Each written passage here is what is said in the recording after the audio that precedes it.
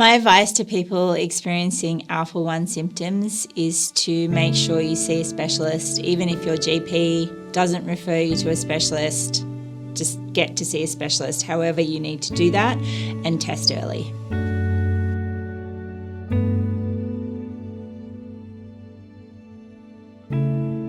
My name is Lara Patterson. I'm 47 years of age. My Alpha-1 status is ZZ genotype, which means that my body produces less than 10% of the Alpha-1 antitrypsin enzyme that a healthy person would.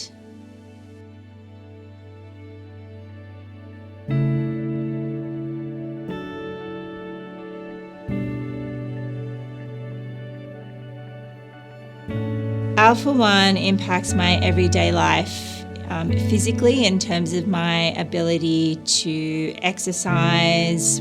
I can't run or jog or do anything high impact. It also impacts me mentally in terms of my fears and anxiety about the future, how I will support myself if I become sick, how I'm going to pay my bills, and it really does give me a sense of anxiousness and hopelessness. My journey being diagnosed with Alpha-1 started when I was quite young. I was diagnosed with asthma when I was 6 or 7 years of age. Fast forward to 31 years of age and I was experiencing shortness of breath. I saw my GP who diagnosed emphysema as a result of being a smoker. And the advice from my GP was to give up smoking, which I did. Fast forward another 10 years, I was still experiencing shortness of breath, but it was much more pronounced. I was having difficulty walking along a flat surface. I went back to my GP. He said that I had an infection and not to worry about it.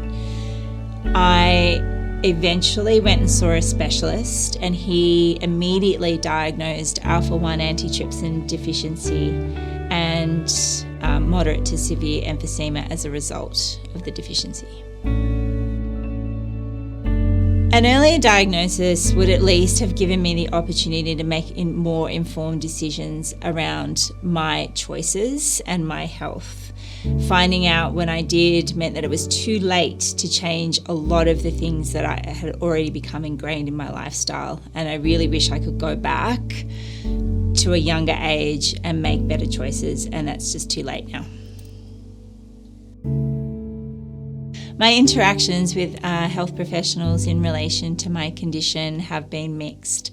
When I saw my GP initially, he did not diagnose the Alpha-1 antitrypsin deficiency and didn't seem to be aware of it. It was only later on when I went to see several specialists that they knew immediately about my condition and were able to diagnose the Alpha-1 antitrypsin deficiency.